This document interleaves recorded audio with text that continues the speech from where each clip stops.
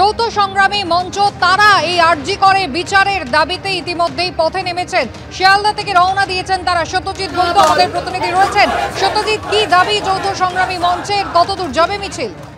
नीरा सफेद तुरंत खुले, भरपूर झाग दे और इसकी स्मार्ट साइंस दे स्मार्ट केयर और फ्रेशनेस। मेरी चॉइस मेरा सफेद।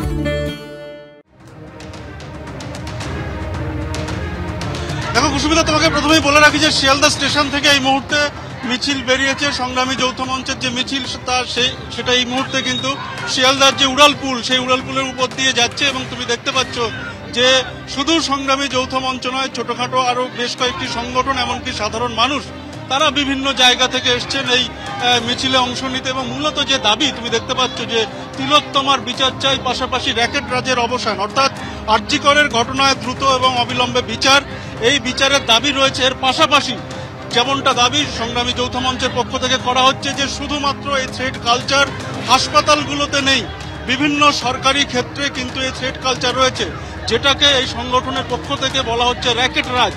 এই র্যাকেট রাজের অবসান চাই, এই দাবিতে কিন্তু এই মিছিল।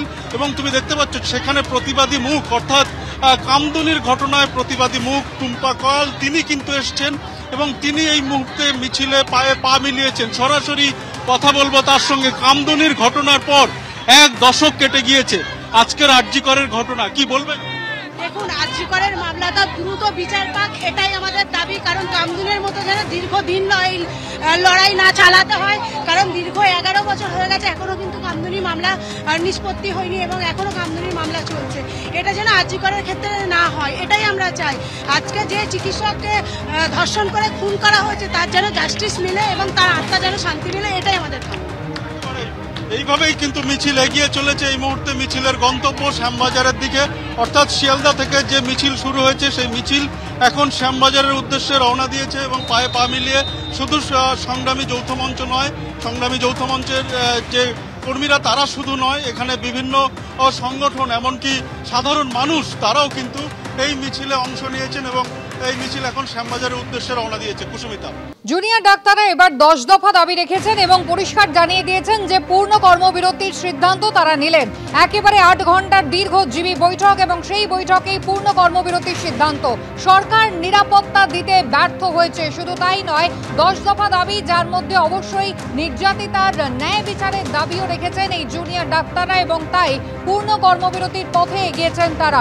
গত 10 দিন ধরে তারা আংশিক কর্মবিরতি চালাচ্ছিলেন এবং তারপরে তারা একই সঙ্গে জানিয়েছিলেন আন্দোলন কিন্তু চলবে যতক্ষণ পর্যন্ত না দাবি মিটছে। আর আজ থেকে তারা স্পষ্টই জানিয়েছেন যে পূর্ণ কর্মবিরতির পথে এগোচ্ছেন।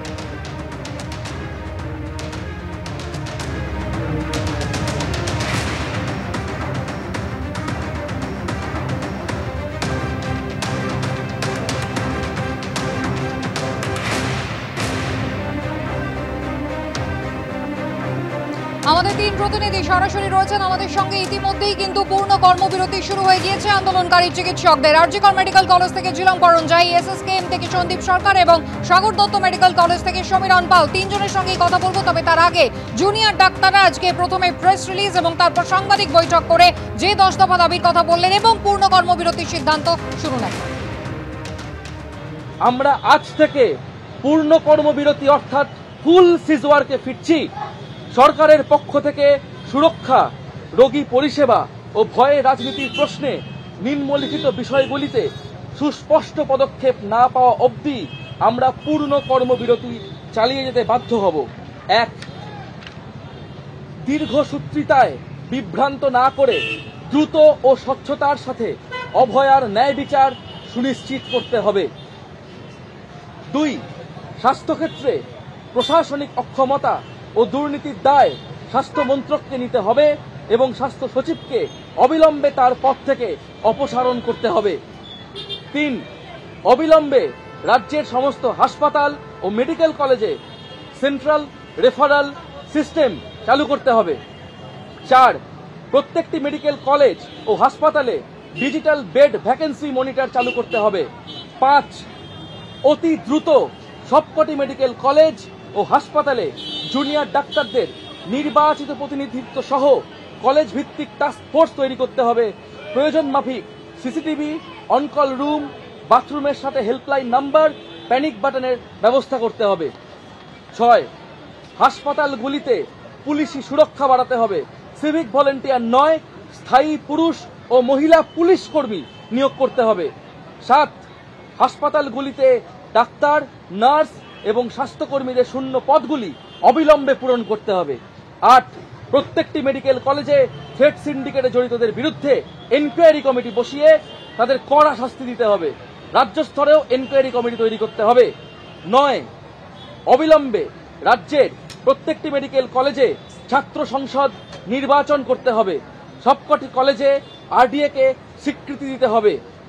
কলেজ ও হাসপাতাল পরিচালনার সবকটি কমিটিতে ছাত্রছাত্রী ও জুনিয়র ডাক্তারদের নির্বাচিত প্রতিনিধিত্ব সুনিশ্চিত করতে হবে। 10, ওয়েস্ট বেঙ্গল মেডিকেল কাউন্সিল ও West Bengal health recruitment board এদের অভ্যন্তরে যে ব্যাপক দুর্নীতি ও বেনিয়মের অভিযোগ রয়েছে তার সাপেক্ষে দ্রুত তদন্ত প্রক্রিয়া শুরু করতে হবে। আমাদের 3 প্রতিনিধি রয়েছেন আমাদের সঙ্গে। প্রথমে কলকাতা মেডিকেল কলেজে চলে যাব। সন্দীপ সরকার রয়েছেন। সন্দীপ, পূর্ণ কর্মবিরতির ডাক এবার জুনিয়র ডাক্তারদের, এই মুহূর্তে হাসপাতাল চত্বরের ছবিটা কি?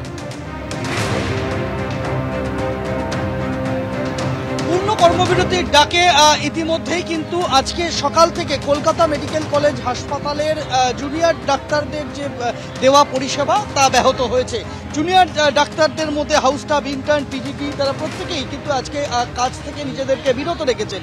তাদের আংশিক কর্মবিরতি চলছিল, তারা শুধুমাত্র জরুরি পরিষেবা দিচ্ছিলেন। হাসপাতালে আপৎকালীন সার্ভিসের মধ্যে আইসিইউ, আইটিইউ, সিসিইউ সেখানে তারা কাজ করছিলেন। Paediatric intensive care unit, SNCU সেখানে তারা কাজ করছিলেন।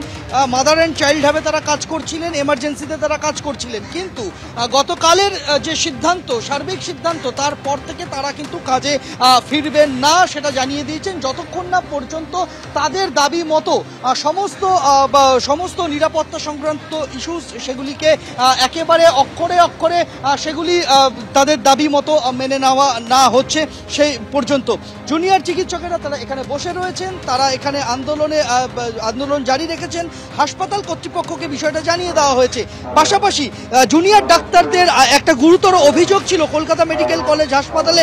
গত পরশুদিন তারা একটি অভিযোগপত্র জমা দিয়েছিলেন হাসপাতাল কর্তৃপক্ষকে, যেখানে বলা হয়েছিল সুদীপ্ত রায়, রোগী কল্যাণ সমিতির চেয়ারম্যান কলকাতা মেডিকেল কলেজেরও, সেই সুদীপ্ত রায় এবং জয়ন্ত ঘোষ তৃণমূল কর্মচারী ইউনিয়নের নেতা কলকাতা মেডিকেল কলেজের, তাদের বিরুদ্ধে দুটো গুরুতর অভিযোগ আনা হয়েছিল। একটা হচ্ছে সরকারি হাসপাতালের ল্যাব থেকে পরীক্ষার কিট বাইরে বেসরকারি ডায়াগনস্টিক সেন্টারে পাচার করার অভিযোগ। দ্বিতীয় অভিযোগটি হচ্ছে হাসপাতালের সিসিইউর বেড বিক্রি হাজার হাজার টাকা, সেই অভিযোগ।